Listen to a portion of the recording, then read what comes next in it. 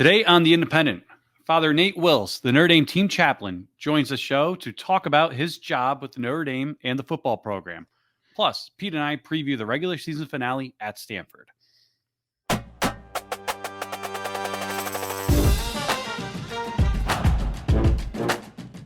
Welcome to the latest episode of The Independent. I'm Pete Sampson of The Athletic, joined by my regular co-host Matt Fortuna of The Inside Zone. We're recording Thanksgiving week.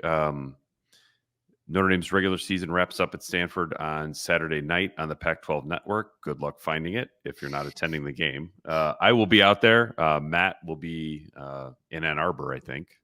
I'll be somewhere I'll be in a Michigan hotel room somewhere. Yes, watching a game of the year and trying to find the other game of the year. Yeah, exactly. Last game of the year. So thanks for being with us. You can always find our podcast, Apple Podcasts, Spotify, YouTube. I think you will enjoy the Father Nate's reaction to my first question. I'll let everyone listen to it to figure out what that first question was, but that was fantastic. His reaction to all the questions were really good. I mean, he didn't take the bait on my last one, but the man answers to a higher power, and there's something about like going from Joe Schmidt to him, like the serious level, if you will, is a little bit different when I'm asking questions of an actual priest. It felt like a public confession almost. Yes, and it was good. Good Thanksgiving week guest, maybe more topical around Christmas, but he's a little bit busier then. So he did break some news with us. Speaking of Christmas, yes. Prayer Medal this week. I won't spoil it. You can listen to the interview, but breaking news on The Independent. On the news, before we get into Stanford, on the news point, this is more hypothetical news, but considering the state of Notre Dame's defense and how good they've been, I think we referenced the Syracuse job coming open over the weekend. Now Al Golden's name pops up pretty much on every list for Syracuse, sometimes in the number one spot. Matt, I think in the Inside Zone you wrote about that. So, I mean, you're more plugged into coaching comings and goings than I am. Like, how would you assess the likelihood or not of Al Golden and Syracuse being an interview, being a match, being a place that maybe Al Golden would want to go? Yeah, it's a good question because I think personally, and you'll have a hard time convincing me otherwise, Syracuse is the worst Power 5 job in the country. I say that as someone from that state, albeit in the city, but it's not exactly a football hotbed. And you're playing in a conference with good teams in Florida and South Carolina, and now teams coming from the West Coast and Dallas as well. So you need to do, traditionally speaking, you need to do something different or outside the box, I think, to succeed there. And for a brief moment in time with Dino Babers' fast offense, they were able to do that. I mean, that 10-win season in 2018 looks more and more miraculous by the day, even if it was just never the same after he kicked the field goal. I was just going to say, even if we'll forever have an asterisk in Notre Dame fans' minds because he avoided a shutout at Yankee Stadium. But everything I've gathered so far is they want someone with ACC experience. They want someone with head coaching experience. Al Golden obviously checks both those boxes. He's an East Coast guy. He's from South Jersey, played tight end at Penn State, and was a head coach at Temple, and really did maybe the greatest modern turnaround in college football history. Now, it won't get that credit because it's Temple, but that's a program that was on the brink of literal collapse. They got kicked out, I think, of the MAC, if I'm not mistaken. Yes. Or maybe it was whatever conference they were in. They got kicked out because they were so incompetent. I was at Penn State. I think we might be confusing Temple and UMass in terms of the conference they got kicked out of, which says something about how bad Temple was. UMass did get kicked out of the MAC, right? Yeah. Okay. Yeah, I think Temple might have been a different conference. And UMass is trying to get back into a conference. Yeah. But is the point being, like, people forget about how bad Temple was at the time. Like, they were terrible, terrible, terrible. No, when I was at Penn State, they would play Temple every year, and they beat them however many years in a row. It was like Notre Dame Navy almost. And I remember, like, Al Golden played for Joe Paterno, who told him, do not take the Temple job. Like, you're going to end your career here. Like, you cannot win there. And the guy literally turned the whole thing around. I mean, he had 8 or 9 wins in each of his last 2 years. He went from Temple to Miami. Now we can all. There's a sliding doors world where he's the Notre Dame's head coach and not Brian Kelly. Yeah, or Penn. Everyone thought he was going to be at Penn State, not James Franklin, when he was early on at Miami as well. And that Miami record, while not great, I mean, actually, I wrote this week. It's not really anything better or worse than what's kind of been par for the course in this era of Miami. He went 32-25 in 5 years amid the fallout of the Nevin Shapiro scandal, with a self-imposed bowl ban, with recruiting uncertainty. Mario Cristobal right now has won 47% of his games at Miami. Manny Diaz was 58%. So it was pretty par for the course there in the modern era of the U. All that to say, like, he's had tougher jobs before. If he wants to be a head coach again and do it at a place that probably has reasonable expectations, that would be an opportunity to do that. So we'll see what happens there. I mean, he'd be my first call if I were Syracuse, just based on what he's done at Notre Dame these past 2 years. I think the NFL experience before that certainly helps him. He was in a Super Bowl 2 years ago with the Bengals. And again, the guy knows football. He knows East Coast football. Temple, again, like, think about after him. So he goes from there to Miami. Steve Adazio succeeds him, goes from there to BC. Matt Rule succeeds him, goes from there to Baylor, to the Panthers. And even Jeff Collins succeeded Matt Rule and went from there to Georgia Tech. Like, that became a pipeline to bigger jobs simply because of Al Golden. And you're seeing now now that well's kind of been drained, so to speak, there's nothing left there. It's a really tough job. So we'll see what happens. I'm sure there'll be plenty more firings on Sunday, and with Notre Dame staff, it wouldn't surprise me if a couple other guys got upward jobs. I mean, look, if Tom Allen gets fired, I think Dylan McCullough will be on their list. Now, I'm not saying good point. He'd be the top choice. Especially, I think being a first-time head coach in the Big Ten is a lot harder than doing it in the ACC. But it's silly season. It's called silly season for a reason. There's going to be movement all over. Frankly, Notre Dame staff has, at least on-field coaching-wise, very minimal turnover under Marcus Freeman so far, outside of Tommy Rees and Brian Mason, if I'm not mistaken. So, and Harry Easton, Harry Easton, that's right. But and that was a retirement too. It wasn't like he left for another job. So, we'll see what happens. But I could easily see Al Golden being in play at Syracuse. Yeah, we had media access on Monday night because of the short week, and I asked Riley Mills, who came in, just like, hey, what makes Al Golden so good at his job? It's kind of a softball question because they're not. If he wasn't, I wouldn't be asking, right. nor would he even give me a legit answer. But one of the things that I thought was interesting, because I say it's interesting to me because Al Golden to me cuts as a like kind of an older school personality. And what do we think about older school? Like kind of like chewing ass on the sidelines. And he said one of the things that really struck him with Golden about is how positive he is all the time. Where if there's a problem, he comes over and it's not screaming and yelling, what's up with this problem? It's okay, how do we fix it? I wonder if there's like kind of a pro mentality there now where like the riling somebody up just for the sake of yourself, because that's what the stereotypical coach does. Like that doesn't work anymore in 2023. It doesn't work as well. And so he said, he's always positive. He's very solutions forward. Like, let's coach to the solution, not belabor the problem. And, and he also talked a little bit about like, he pushes the envelope schematically where, they'll put a lot of stuff in, but if it doesn't work, it's not throw the stuff out. It's okay, how can we do a better job of teaching this? How can we go back and like master this more than maybe we did the first time around? And I think that, if you're going to have a world of defense in your call sheet, you got to be able to take that and teach it to your roster, which is, we talked about that with Joe Schmidt last week. I think that was Brian Van Gorder's undoing in some ways, where he might know a ton of defense, right, but he couldn't teach it. Al Golden knows a ton of defense and knows how to teach it. So I had this in my final thoughts after the week. I was curious how you would rank this.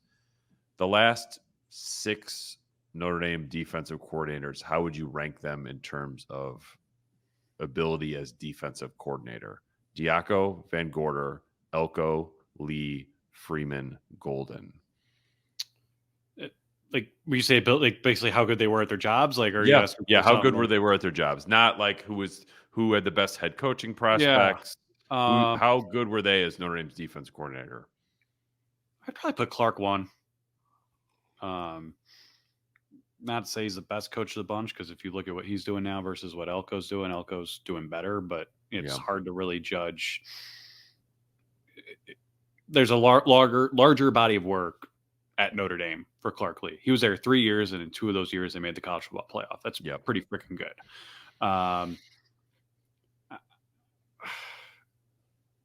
It's hard not to put Freeman too, just because in his 1 year he got the head coaching job, but I still think a lot of that had more to do with almost his holistic approach and fit Yeah, than it did with anything because tactical he did I that had year. Because I don't want I to had shortchange Bob Diaco. The guy took them to the freaking they made the yeah, he national title won game the on a Broyles great Award, defense. right? Yeah, Yes. he won the Broyles Award. I I think I would have Freeman 5th.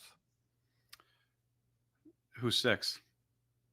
I think you know who's 6th. uh, Um, but yeah, let's not forget Greg Hudson. yeah, no, we can. I wrestled with number 1 a little bit because it's like, all right, you could. Lee had the longest track record of 3 years. They made the playoffs twice.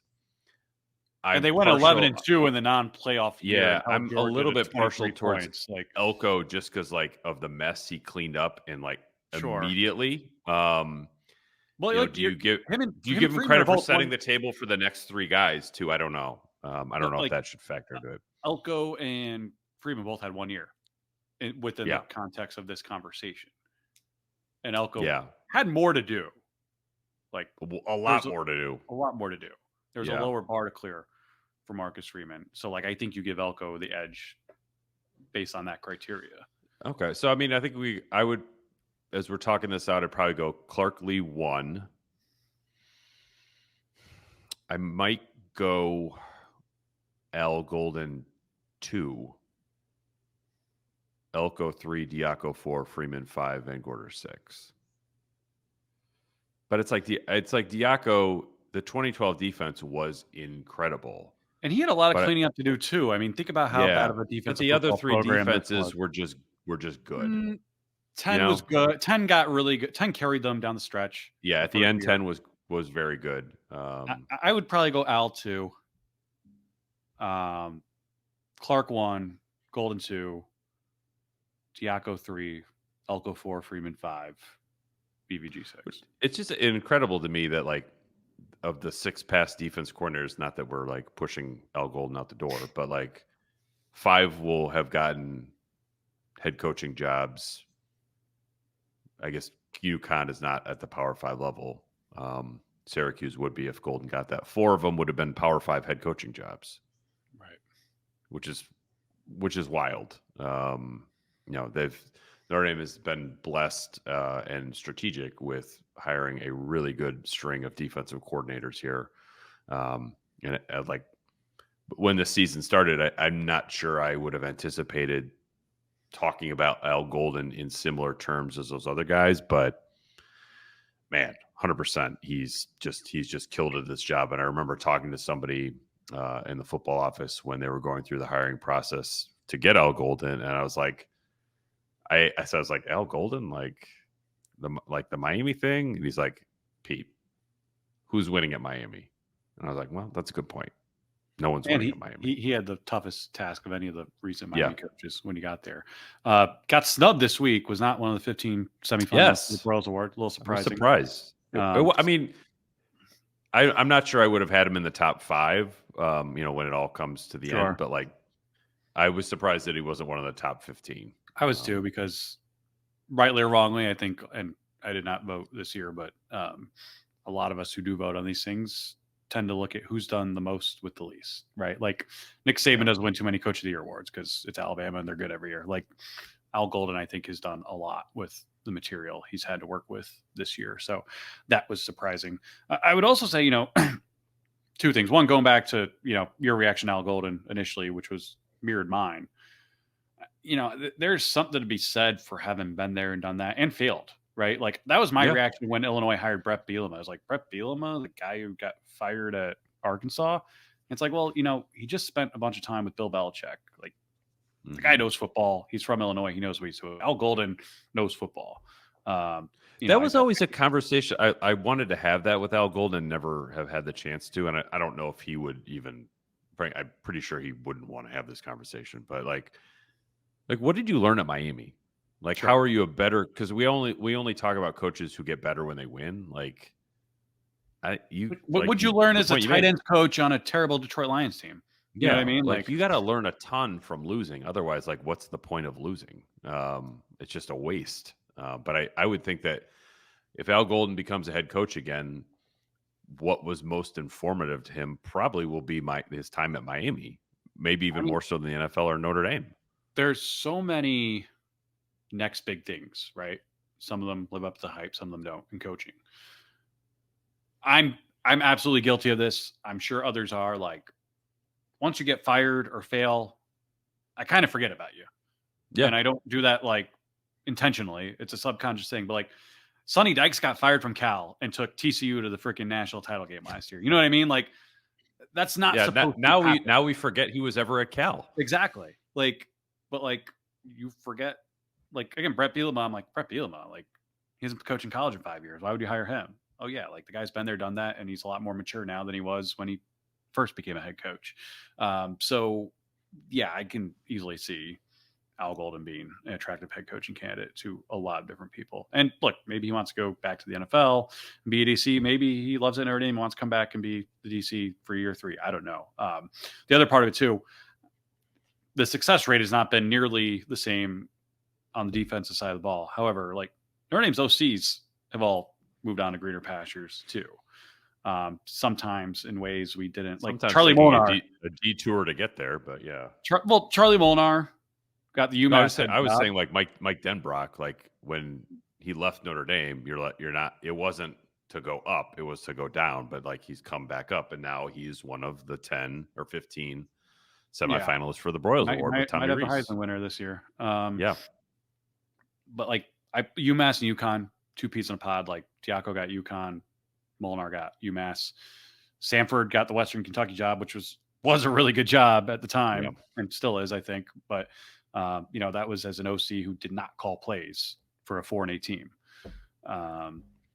Tommy Rees moves on to Alabama with Nick Saban. Might be missing something. LaFleur was a QB coach. I mean, Chip Long is sort of the one that did it. Yeah, I know I'm missing someone before Rees. Who am I missing? Yeah, that would be the one that's like, and I mean, when he was here, he probably did the best work of any of them at Notre Dame. He was the finalist for the Broyles Award as well. Yeah. I can't. Chuck Martin, by the way, is the other one. Chuck Martin, Miami, Ohio. Yeah, pretty good run. So when people stress about coordinator hires in Notre Dame, whether it's last year was a time to stress about it, and they made 2 bad, one really bad one and one that's still in progress. BVG. Yeah, but for the most part, if you hire a experienced coach here, they will have success at Notre Dame, and then they will move on. Like, it's a great career resume line. I think that's understood in the industry, and you could probably speak to this better than I can. But like, people want to work at Notre Dame, and when Notre Dame is on your resume, people want to hire you because you worked at Notre Dame. It's not just true for athletic directors. I think it's true for football coaches as well. I mean, Lance Taylor is head coach at Western Michigan. Had not been a coordinator. He had not. No, that's a good point. It's another one. I could see Dylan McCullough. I could see a lot of guys on this staff getting good jobs in the near future. But yeah, Lance Taylor's another one I forgot about. And John McNulty got the OC job at BC after 1-2 years as tight ends coach in Notre Dame. So yeah, no, I mean, there's that resume carries a lot of weight in the industry. No question about it. All right. Well, we'll get into our interview with Father Nate Wills, team chaplain now, and then Matt and I will come back at the end of the show and preview the regular season finale at Stanford, make predictions. So without further ado, here's Father Nate. One of the best parts of starting the independent podcast was a chance to pick the brands we wanted to work with, and Rowback was at the top of our list. As someone who wears their quarter zips, polos, hoodies, and more, I can tell you the quality, fit, and feel is unmatched. You've seen Rowback on Audric Estime, Michael Mayer, and Kyle Hamilton. You've seen it on fans at Irish tailgates all season long, too. While the gear hasn't turned me into an All-American player or grill master, Rowback is still my go-to when going for a run, taking my kids to the park, or just lounging around the house on the weekends watching football. So make sure you're comfortable throughout the season with Rowback. Go to rowback.com/Irish for 20% off your purchase. That's 20% off for all customers at rowback.com/Irish. Hey, Pete, Thanksgiving is right around the corner. You know what that means? Black Friday, family, food, football, the regular season finale. What do you got, Matt? Exactly. It is Notre Dame's regular season finale at Stanford. It is a holiday weekend, and there's never been a better time to gear up with officially licensed Notre Dame apparel from Home Field. And the great news for our listeners is that first-time customers can get 10% off their first order using code Independent23 at checkout. Don't miss out on the most sought-after Irish apparel available at homefieldapparel.com today. Matt, what have you always said is my biggest weakness on fall Saturdays? Well, Pete, I'd say your hair, but who am I to talk? Let's go with your wardrobe. Harsh but fair. ESQ outfits over 400 professional athletes, celebrities, and Irish players on game day with bespoke clothing that elevates their game off the field. ESQ sculpts every garment with precision, helping you look your best for work, weddings, celebrations, or in your case, Pete, the press box. Listeners of The Independent can get 15% off their first online order by using the code IND15 at checkout. That's IND15, or visit them at their Chicago showroom for a full custom look. Head to esqclothing.com to create your perfect fit. Pleased to welcome to The Independent our first guest of the cloth, Father Nate Wills, team chaplain. I wrote a story about Father Nate about this time last year on The Athletic, kind of focused on the prayer medals, which if you follow along on Instagram was always just sort of a fascinating thing. And we can get into that. But Father Nate, I really need to start with you and the fact that you're on the sideline during the game. So you have an up close and personal view of what's happening. So did you see the marshmallow that was thrown at Sam Hartman from the student section? And did it in fact land in his hot chocolate? Can you confirm or deny this? I didn't see it fly through the air, but I saw Sam moments after that happened, and he was just like,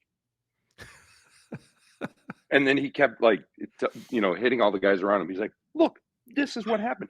And then he looks up in the stands, and there's this girl going, like she clearly was the one who threw it, and he like points up at her, and then he like went to other people and said like, "Can you believe this? She threw it right in the cup." And she points up at the girl, and she's still there, like, screaming. And it was really funny. So I think moments after it happened, I saw the fallout from it, which was pretty incredible.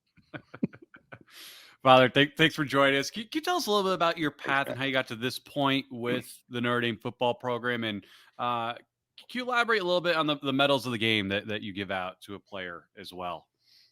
Yeah, so I'm an education professor here at Notre Dame, and there's really no good reason why I'm the chaplain for the football team. Honestly, they Father Pete McCormick, who's our director of campus ministry, asked me to do this to help out a little bit with the the other chaplain, Father Mark Thiesing, needed a little more help, so they brought me on, and this is my sixth season with the football team.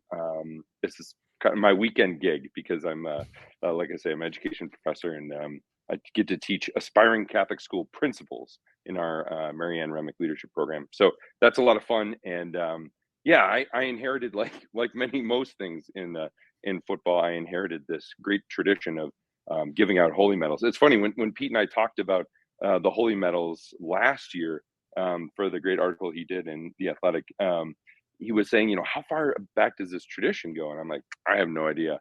And then literally this summer, Father Tom Blance came out with this great history of Notre Dame, this book. And in it, it just says, this is the first time that Notre Dame gave out holy medals was on October 13th, 1923. And I was like, oh, wait, that's 100 years ago this year. And so I was really excited about this, did a little bit of research into it, and turns out that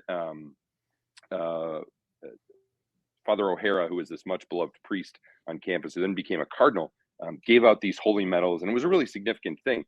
To Notre Dame played Army, and Army was having this woman who was a Hollywood star do like this ceremonial kickoff, and Father O'Hara was like, you know what, they're going to have this Hollywood star do it. And Joan of Arc's going to be on our side. So he gave out Joan of Arc medals to all the players. And so this year I decided it'd be a good tradition to reintroduce that. And we played not on October 13th, but on October 14th. I gave out the St. Joan of Arc medals. And I'm not saying that was the reason for the victory over USC, but I'm not saying that. I think it all fits together. I mean, were generous enough to give me the medal from the Clemson game last year, which I still have hanging above my desk, and I like following along on the Instagram account. Like, I was interested last week against Wake Forest. One, you referred to St. Xavier as one of the OGs of Jesuits, what I thought was a nice touch. But then I was confused why it wasn't Xavier Watts who was holding up the medal on the sideline. He went with a Javante Jean-Baptiste, which sounds like he could have been a French priest from back in the day, and Riley Mills. Yes. Yeah, neither of them have the quite that background. Look, it's a funny thing. Xavier actually held up a medal earlier in the season. I try to mix it up, who's doing different things, and sometimes there's a close tie, and other times it's because somebody had a really great game. I'll ask them, to hold the holy medal. That one, most of these things that I've taken on the traditions here have been things that I've adopted. The Instagram presence that one is my unique contribution to pray like a champion today. It's on Instagram. Anyway, I'll have one of the players hold the holy medal, and the first picture is always the holy medal itself, and then I kind of zoom out to show the player that's holding the holy medal, and it's a really great thing. I think some guys are like, okay, whatever, I'll hold the holy medal. Riley Mills was on the sidelines this week. He's like, "Oh, I thought you'd never ask. I really wanted to do this. That's so awesome." I was like, "Okay, great, buddy. Thanks. Here you go." And so, yeah, it's really great. It's been a fun tradition. I'm all out of medals from this last week. Like, I gave every single one of them away.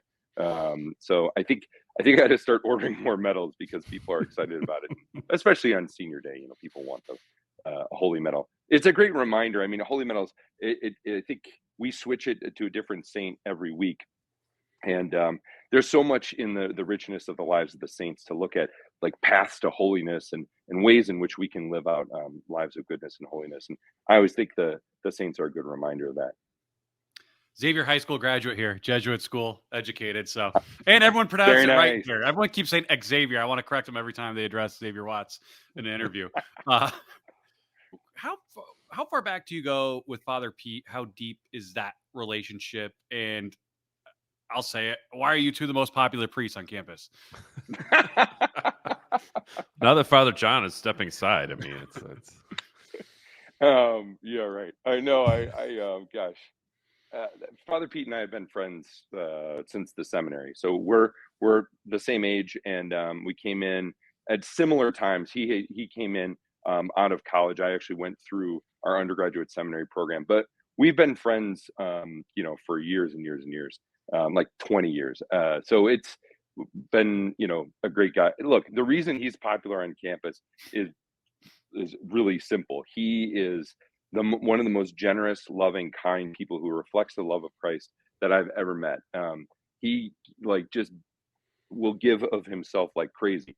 He'll, sign up for all this stuff. He'll do Baden Hall's whatever run, and Lewis Hall's whatever fundraiser. So they often invite him. He's really Notre Dame's campus priest. He's kind of the pastor of Notre Dame as the director of campus ministry here, and he's put himself in so many situations just to love people up, to minister to them, to be with them at really important times. He's the priest who does the opening mass for all of our freshmen, and so I think from the very beginning they have this great sense of who he is.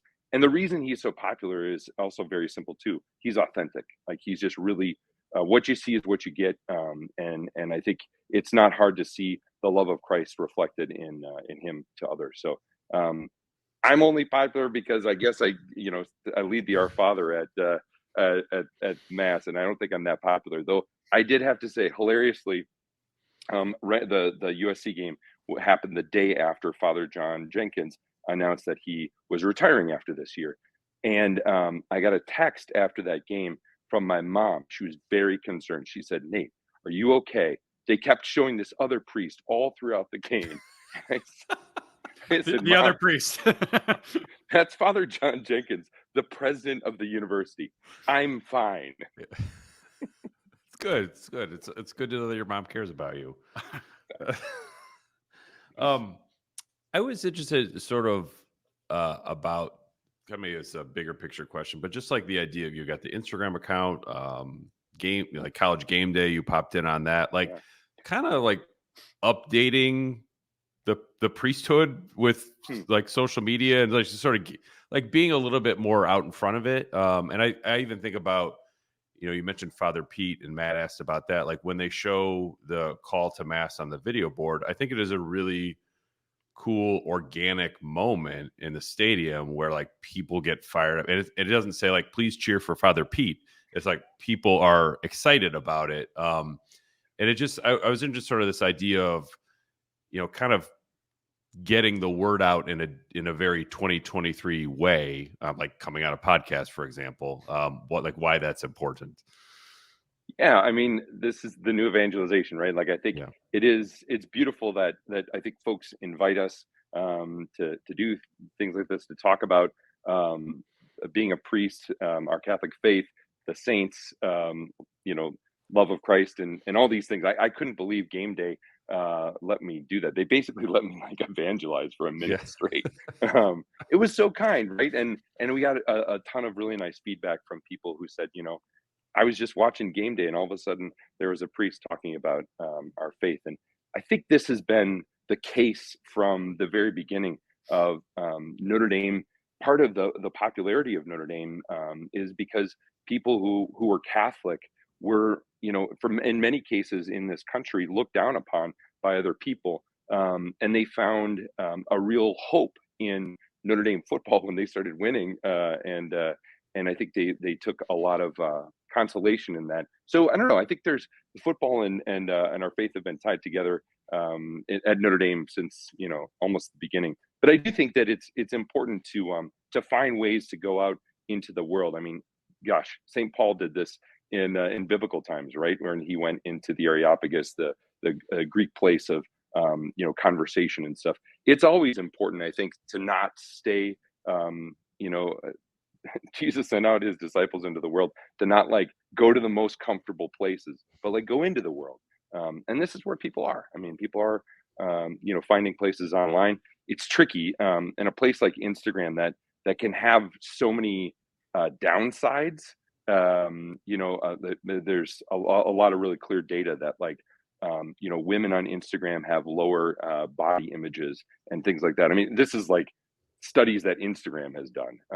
So it's tricky to get involved in some of these media where you think like, I think I'm doing some good here. I hope it's a net plus. But I do think that it's important to go into the world where people are and to meet them where they're at. Background wise, I mean, did you grow up a Notre Dame football fan? Were you a football fan? What's the ties, if any, to Notre Dame before you started working there? Yeah, so I grew up in St. Paul, Minnesota, and my older brother Nick is a much bigger sports fan than I am, and he was the one who really, like, since we were young, is like, yeah, Notre Dame is awesome. Notre Dame. I'm like, okay, my older brother thinks Notre Dame is awesome. Sure, I'll get into it. And I don't know where that came from, but he was always really excited about. He's like, I want to play basketball for Notre Dame. Okay. And by golly, he did. He got in here. We're both, my brother Nick, my younger sister Natalie, we're first generation college kids. So it was, kind of a stretch to get into Notre Dame. But my brother had great grades, ended up walking on for Notre Dame's basketball team, playing under John McLeod as a coach there. And so I really it's just transitive property that I became a Notre Dame fan. I am, I'm my sports knowledge is, I would say, weak at best. I'm not very knowledgeable about a lot of things around sports, let alone football. I think there's a lot that I learn, and I'm really not here because of my sports knowledge. I played 1 year when I was in high school. I played 1 year of football. I was terrible. I don't usually talk about that much with the guys, kind of downplay that a bit. But my buddy Bob Lair talked me into playing football my senior year, and we had a blast. It was a ton of fun. I ended up getting pneumonia and sitting out for a month of the season because I was sick. But it was all, I lived to tell the story, right? Yeah. I was sort of, we talked about this a little bit last year in terms of your relationship with Marcus and getting to know him, his spiritual curiosity, but also like, I mean, when he became the head coach, you were humble enough to be like, hey, like if you have your own ideas of where you want this to go, I'll stand aside. Clearly, he wanted you to be a part of the program. What's just sort of your relationship with him like, and how does he sort of kind of lead spiritually, as in terms of kind of embracing faith? Yeah, Coach Freeman is awesome. I have just a million great things to say about him as not just as a coach, but as a leader, as a mentor, as a Christian, as a father. I mean, I think as a husband. I mean, there's all kinds of ways in which I think he is a person that our student athletes really look up to holistically, right, in every kind of way in his life. And I do too. I mean, I really look to. He's younger than I am, but I really look at the pressure that he has and the way that he's so gracious with people, that he always takes time to answer questions, and like he'll always ask me, "You good? Are you doing all right?" And I'm like, "I'm fine. I don't have a million people, going to X and talking trash or whatever." Nobody does that for me, and he somehow manages all of that with just a ton of grace and beauty. So I really appreciate him. I mean, I think there's a lot of business to do during the football season, so we don't get a chance to like catch up and chat. But there have been times when I'll stop by his office, just kind of walking through, and he always will welcome me in. Always talk about like just how are things going, what's going on, ask really great thoughtful questions. And he's does something that's really important. I didn't realize how important this was until he did it, which was when new people come into the building, like when Al Golden came, and he said, we have these new defensive folks on our team, and I'm like, okay, great, yeah, I'll go meet them. He's like, yeah, they're over in the office there. I'm like, okay, great. And he's like, no, wait, I'll come with you. I'm like, that's fine. I'm a priest. I meet new people all the time. I'm totally fine meeting new folks. And he's like, no, I'm going with you. I'm like, okay.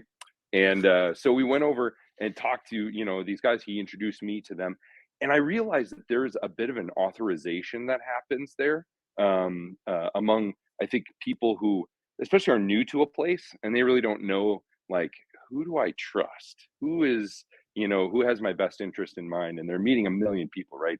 And I think he's been really intentional about doing that with people and saying, like, hey, look, this is Father Nate. I trust him. We trust him to be our spiritual mentor for us in our lives, and that's been just really beautiful. So like little things like that, he's just really thoughtful about, and that's sort of emblematic of a lot of ways in which he just leads so beautifully. This might be a dumb question, but it is a Catholic school. A lot of people go there because of the religious ties. Are you ever involved with the recruiting process? Do you ever meet with recruits? Every once in a while, I'll say hello. I don't work for football, so I tread lightly on all of it. There's like a million rules around recruiting and stuff like that. So I don't really do anything until I'm asked to do something. I think I was shown there's a slide deck that they show incoming parents and stuff, and apparently I have a slide on there saying, here's Father Nate, and he's a resource for our team. I've talked to parents before who weren't sure about, like, what is the faith component there at Notre Dame. To a person, I think all of them have been really excited. For example, like I talked to Spencer Schrader's parents last year when I think he was considering the portal and all that stuff. Mhm. Boy, they are some of the most faith-filled people I have ever met. And I saw them before the Clemson game, I think. And they just made a point of coming up to me and saying, you know what? This experience at Notre Dame has exceeded our expectations. And I think Spencer has found other people on the team who are deeply faith-filled, great friends, and people to share his faith with as well. And that's not uncommon that guys come to Notre Dame, not just because there's a phenomenal football team, but also just because they want to grow in their faith. And there's a lot of places to play football. There's a lot of places to become a better student and prepared for life. But there's not a lot of places where you can become smart, good, and holy. And I think that's a part of the draw to Notre Dame. You answer to a higher power than the NCAA, my friend. So if you want to sit down and recruit visit, by all means, do it. No one's going to stop you. I was going to say, like, pro tip, if you follow recruits on Twitter and they take a visit to Notre Dame and they post a photo of themselves with Father Nate, that guy's coming to Notre Dame, whether they've announced it or not. Just an FYI there. So the last thing for me is last year, and I thought this was noble of you. You fell on the sword for the Stanford loss because you said that the prayer medal was Father Teresa, I think, Avilia, who you said, quote, she's Spanish, so maybe more of a soccer fan. Who will be the prayer medal this week? How are you going to right the ship against Stanford to make sure that Notre Dame comes out on top? Yeah, it's a good question. So Teresa of Avila, it was actually her feast day. So I thought everything was coming together on that one. And I thought, boy, how could this go wrong? But yeah, I definitely, I'm never going to point to, the holy saints of God and say, it's their fault we lost. I mean, I'm just a lot of Notre Dame fans will. I'd rather blame myself for sure. But yeah, I'm working on holy medals for this week. We had this one broke my heart. We had Our Lady of Guadalupe, who's just one of the best, one of the greatest saints, was for the Clemson game. And I my greatest worry is that I'm going to turn all these people sour on these great saints because they're like, no, that saint can't win. I'm like, no, Our Lady of Guadalupe is this amazing saint. You know what? I was going to say, I can't tell you of this week, but I actually haven't looked it up yet. I have this big box of holy medals, and I could find out for you in 1 second if you want me to look at my spreadsheet. But it's a kind of a funny thing because I end up Father Mark, the chaplain before me, was so great about this. He took off the little loop that comes at the top of the holy medal. Because no, that's not strong enough. They'll pull right off if the guys are wearing them during the game. Oh, okay. So he put these little split rings on each one, like a keychain, right? So it has it's a really strong thing.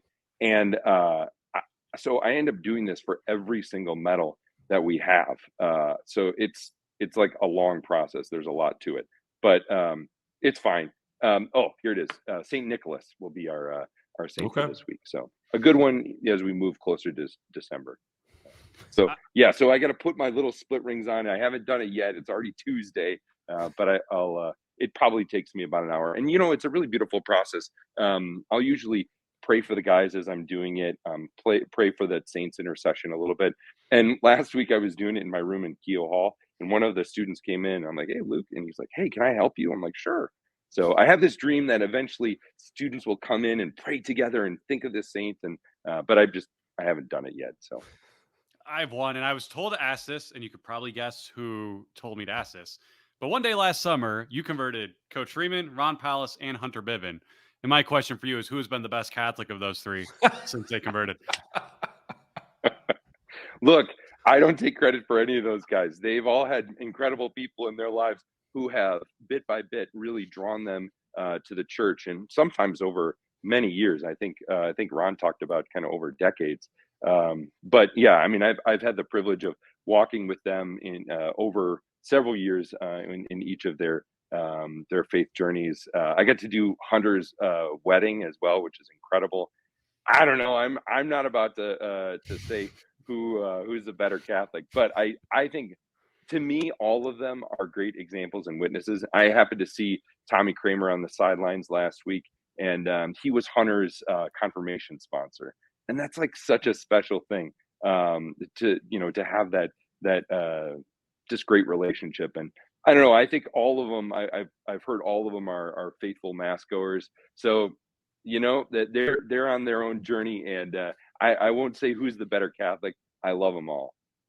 All right, fantastic. Well, Father Nate, thanks for making some time for us on Thanksgiving week to join the Independent. I will. I'll try to see you on the sideline at Stanford this weekend. Should be a good trip. But we appreciate the time and sharing some of your backstory and the the Prairie Medals have come to be at Notre Dame, because I think it's one of the coolest traditions, this place, and this place has a lot of great traditions. So thanks again for making time for us. Thank you. Happy Thanksgiving. Thanks, Father. Happy Thanksgiving. Thanks, man. Ball placed between the hashes on the 19-yard line. Play action, drifting, throwing to the end zone. A diving catch is made by Eli Raridan. Touchdown, Fighting Irish. Wow! Terrific play action fake from Hartman as he drifted back to his left. He floated it to the back of the end zone on the left side of the field. Raridan sold out and dove to get it. 10 on the Wake 48-yard line. Play action, sets up in the pocket, wants to throw, floats it over the middle, complete, down to the 20-yard line, 15, 10, 5, touchdown, Jaden Greathouse. 48 yards over the middle, the catch and the run for 6. That was Father Nate Wills. We thank him for joining us.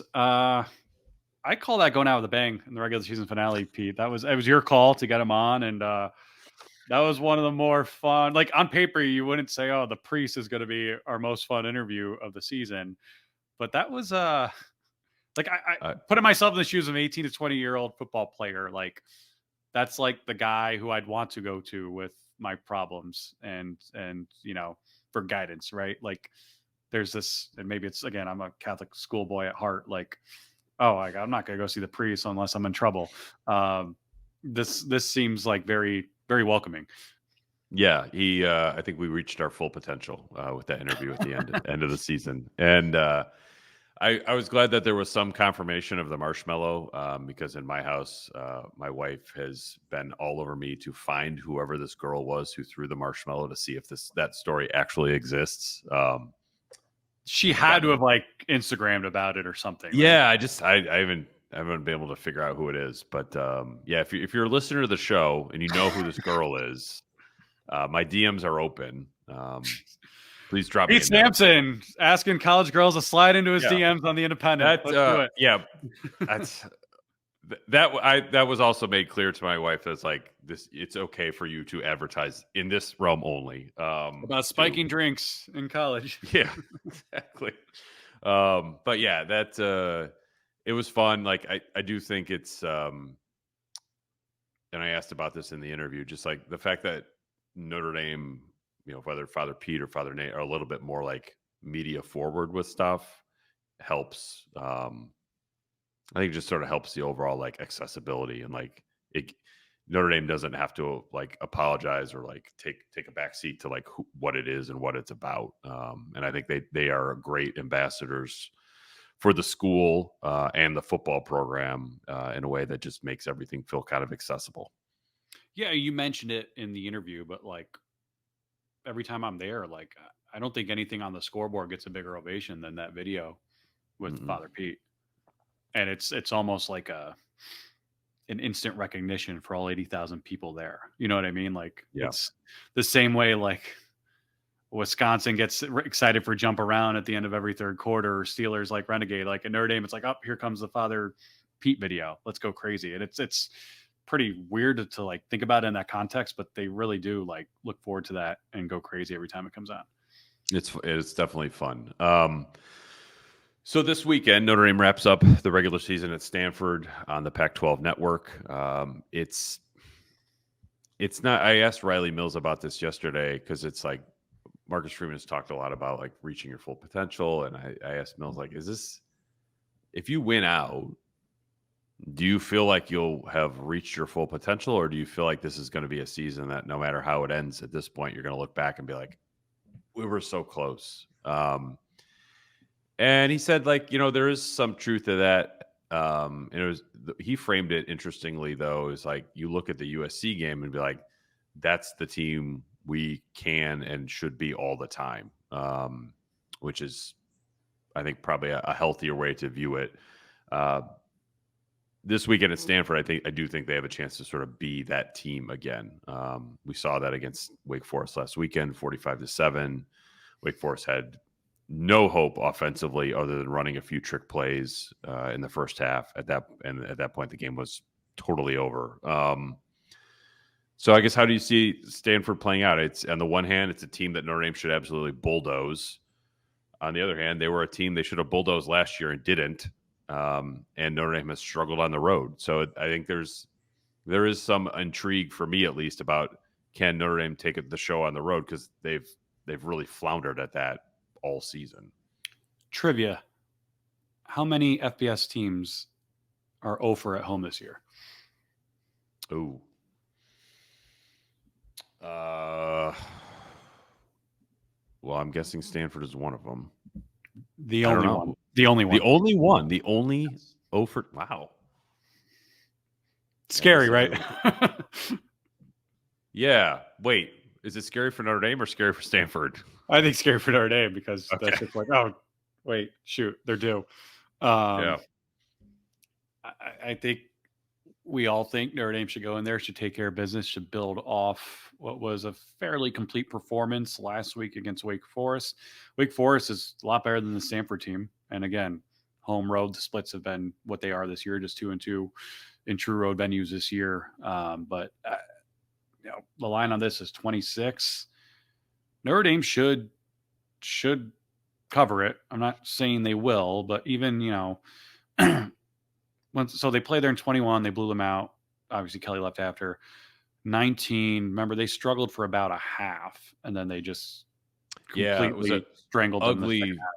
Yeah, I remember it was an ugly first half, and I remember talking to Ryan Harris, friend of the show, in the press box at halftime, and being like, "What in the world are they doing offensively?" That was right. That ended up being Chip Long's last game as OC. Yeah. And we had heard for quite a while that it was going to be anyway. Stretch of that season that there was some discord offensively, even if it hadn't really shown up on game day. And I remember watching that game thinking, okay, this is where the rubber meets the road, but Stanford just wasn't good enough to really do anything about that.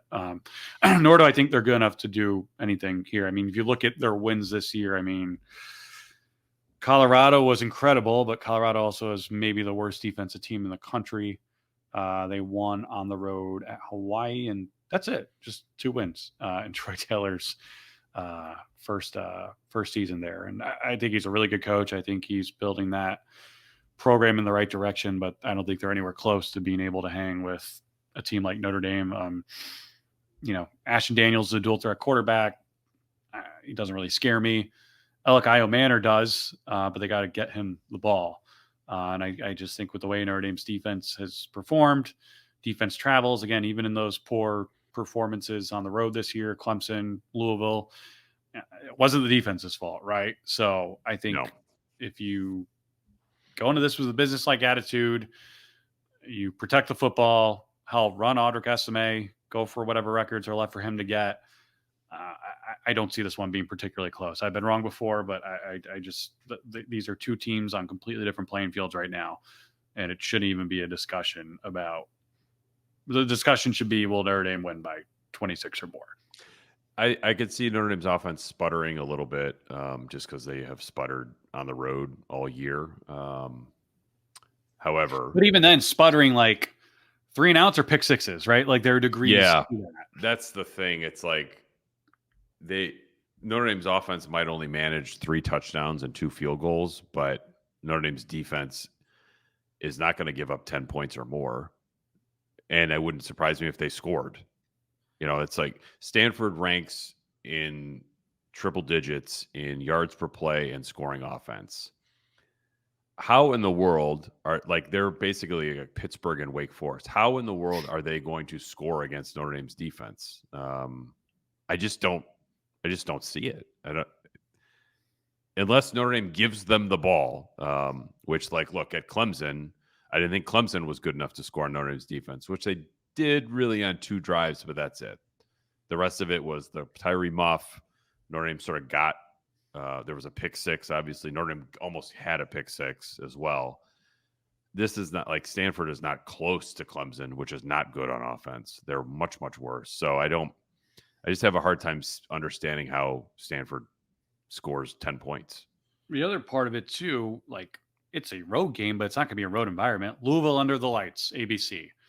Clemson, for all their faults, it's still a pretty tough place to play. It's called Death Valley for a reason. They pack that joint every week. It's going to be more Notre Dame fans than Stanford fans, right? Yeah. I mean, I've actually never been to that stadium, and I can't say it's like a bucket list item for me, but it's not going to be a true road environment. The challenge will be creating your own energy, right? Which, yes, late game, last game of the year, not a very lively crowd, not a bright stage, right? I mean, I don't believe Pac-12, like Sports Media Watch every week releases the top rated games or the ratings for every game.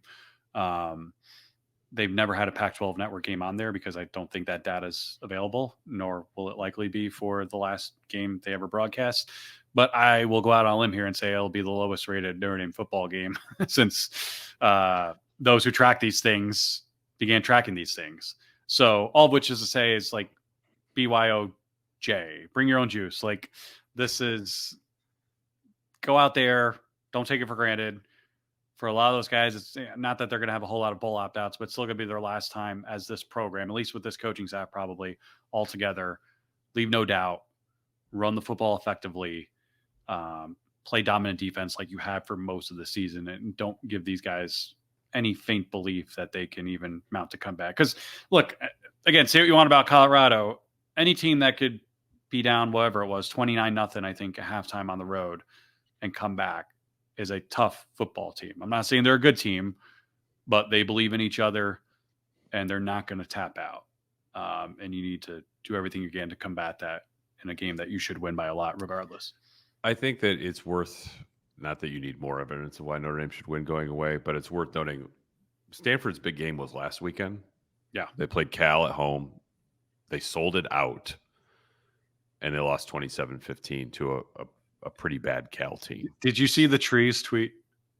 No, I did not. I don't follow the Tree on Twitter. I don't either, but it got retweeted in my time. Cal posted a graphic about 3 straight wins over the rival. And the Tree retweeted like, yeah, and because of your broke asses, we had to drag you to the ACC. You're welcome for the lifeline or something to that effect. Okay. So, I love the nerd like trash talk. Get on it, Tree. Yeah, I guess this will be an ACC game next year, not a Pac-12 game. But yeah, it's there's no reason Notre Dame shouldn't run away on this one. Stanford's not going to be a hole up at the line of scrimmage. They can't score. That's not a good formula to beat Notre Dame. But by the way, Jack Swarbrick got a sweet send-off last week in his home finale. Stanford should double that because without Jack Swarbrick, Stanford might struggle to field a schedule and a team next year. Like Jack Swarbrick helped lead the charge to get these guys. And he has it's Jack Swarbrick's alma mater. Yeah, I was going to say. His other one. It's his other alma mater. He led the charge to get them into the ACC, which, as awkward and as weird as it is, was a life and program saving moment for Stanford football. Yeah. So they owe Notre Dame a lot. Yeah. Well, I think that Marcus Freeman talking about this is a quote unbelievable rivalry is also it was for a time. Stanford. It was. We covered this. We covered when it was an unbelievable rivalry. It's no longer like such. They were like. Remember before 2012, like, oh, can Notre Dame ever be relevant again? Yada yada yada. It's like, like Stanford's doing it. Don't tell me you can't do it. Yeah, and it felt like that was is scoring touchdowns on back-to-back plays. That was the measuring stick for a while, right? Because of the way Stanford played under Harbaugh. And who knew? They just had everyone's signals, so that might have been the secret. David Shaw too, huh? I mean, they're smart. They would pull it off, and they probably wouldn't get caught because, again, they're probably smart about it. But there's something to be said for that. But yeah, I like Notre Dame. I don't know, 42-7. That's not that different from last week. Last week I predicted 44-6, and the game was 45-7. So this week 42-7. I'm not entirely sure how Stanford scores one touchdown, but I'm more confident in the 42 than I am in the 7. So I like Notre Dame to win going away on Saturday night. So you got the under because it's 51.5. I'll go a barely cover and an over. I'll go 41-14. I think it's a garbage time touchdown at the end, but yeah, I don't. The biggest drama for me Saturday night will be making sure my free 7-day trial to Fubo TV works on my computer and making sure I remember to cancel it 6 days later. Yeah. They should have a Black Friday deal or something, right? Yeah, they really should. I mean, it's probably, I could see their servers breaking down over signups on Saturday. And everyone will get so mad and they'll say, well, we're folding, so you're SOL. Yeah, exactly. It will be an interesting one regardless, but yeah, it does feel like kind of the end of the season, and the bowl game will be a bit of a coda for Notre Dame this year, whether it's staff changes or opt-outs, who knows. But Matt and I, we will return on Saturday night into Sunday morning for our post-game Stanford podcast. And please, Lord, let that be the only podcast that we do for the 72 hours following Notre Dame at Stanford. Because last time Notre Dame went out there, that was like podcast central. We were talking to each other constantly. Some of it was recorded, some of it wasn't. But some of it was you being like, "All right, I'm getting on the plane now. I'm going to the rental car. Oh my God. I just got this audio clip. Can you put this in the store?" That was a fun one. Like, I don't want to relive it, but it was like, those are the ones you look back on. My kids still give me crap about not swimming with them at the hotel pool. And so we're staying at the same hotel on Monday night when I'm out there. And they're like, "You're swimming with us in the pool this time, Dad. Like, no excuses." And I'm like, all right. I feel pretty good about it. So hopefully it'll be a leisurely Monday. I canceled Christmas tree shopping when we sat down at dinner and Kelly left, if I remember correctly. And that week was just, that week was a blur. I don't remember sleeping. I don't remember. It was fun. I don't want to relive it, but it was fun to look back on. Also, nice David Shaw announced short. his retirement after the finale last year. So the last 2 years, Notre Dame and Stanford finales have brought pretty significant news for both programs. Yeah. Let this be back to normal times where, look, it's just a laid-back, business-like approach for Notre Dame. I'm just saying, if Ryan Day loses to Sherrone Moore, Stop it. Ohio State fans might want a new coach there. Well, there is a Marcus Freeman Zoom set up for Monday afternoon, just so sort of like a beginning of the postseason check-in, big picture thing. So, yeah, hopefully Marcus Freeman isn't fielding any like huge big picture questions other than like, what's the future of the offense? So, what's the next first step? Yeah, the next first step. I'm saving that for the Royal Quest Bowl if we should get to that point. If you get Brian Kelly, yeah. No, 100%. So, on that note, we will wrap up this pre-Thanksgiving edition of The Independent. We will be back on Saturday. You can always find the podcast on Apple, Spotify, YouTube. Do you have any big Thanksgiving plans, or what's going on in the Fortuna household? No, in-laws, eat well. Been traveling. I'm like you, traveling on Black Friday every year, so I don't get to experience leftovers. Although I'm seeing some family in Michigan that is group of great cooks, so I will eat well.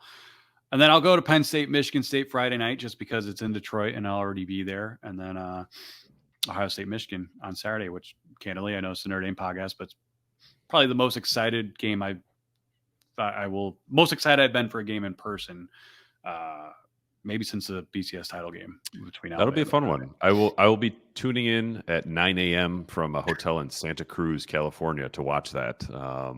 Yeah, I texted somebody in Columbus, good luck against America's team as we're recording this. So that should be a fun one to watch. But purely just an appetizer for Notre Dame Stanford at night. You and Jim Harbaugh will all be watching it, from wherever we are now. Oh, actually, I'll be in the stadium. He won't, but Good point. You'll be closer to the action than the head coach. So, all right. Well, on that, we'll wrap up there. Matt and I will be back on Saturday night, Sunday morning for a post-game wrap-up of the Independent. Notre Dame heads into the postseason. So until then, he's Matt of the Inside Zone. I'm Pete from The Athletic. Thanks for being with us on the latest episode of The Independent.